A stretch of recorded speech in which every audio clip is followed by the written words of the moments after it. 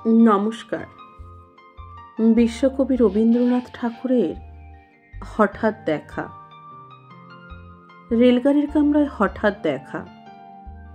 ভাবিনি সম্ভব হবে কোনোদিন। আগে ওকে বারবার দেখেছি লাল রঙের শাড়িতে, ডালিম ফুলের মতো রাঙা। আজ পরেছে কালো রেশমের কাপড়, আঁচল তুলেছে মাথায়। দোলন চাপার মতো চিকন গৌর মুখখানি ঘিরে মনে হলো কালো রঙের একটা গভীর দূরত্ব ঘনিয়ে নিয়েছে নিজের চারিদিকে, যে দূরত্ব সর্ষে খেতে শেষ সীমানায়, শালবনের নীলাঞ্জনে। থমকে গেল আমার সমস্ত মনটা। চেনা লোককে দেখলেম অচেনার গাম্ভীর্যে।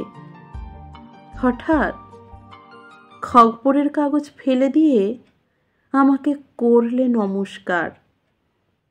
সমাজবিধির পথ গেল খুলে। আলাপ করলেম শুরু। কেমন আছো, কেমন চলছে সংসার ইত্যাদি। সে রইল জানলার বাইরের দিকে চেয়ে, যেন কাছের দিনের ছোঁয়াচ পার হওয়া চাহনিতে দিলে অত্যন্ত ছোট দু একটা জবাব। কোনোটা বা দিলেই না, বুঝিয়ে দিলে হাতের অস্থিরতায়। কেন এসব কথা? এর চেয়ে অনেক ভালো চুপ করে থাকা। আমি ছিলাম অন্য বেঞ্চিতে ওর সাথীদের সঙ্গে। এক সময়ে আঙুল নেড়ে জানালে কাছে আসতে। মনে হলো কম সাহস নয়। বসলুম ওর এক বেঞ্চিতে। গাড়ির আওয়াজের আড়ালে বললে মৃদু স্বরে, কিছু মনে করো না, সময় কোথা সময় নষ্ট করবার?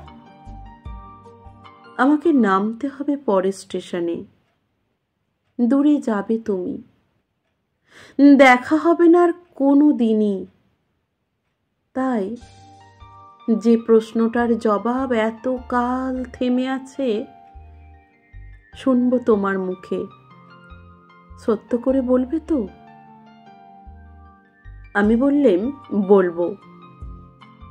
বাইরের আকাশের দিকে তাকিয়ে এই শুধোলো, আমাদের গেছে যে দিন একেবারেই কি গেছে, কিছুই কি নেই বাকি। একটুকু রইলেম চুপ করে। তারপর বললেম, রাতের সব তারাই আছে দিনের আলোর গভীরে। খটকা লাগলো। কি জানি বানিয়ে বললেম নাকি? ও বললে, থাক, এখন যাও ওদিকে। সবাই নেমে গেল পরের স্টেশনে। আমি চললেম একা। নমস্কার।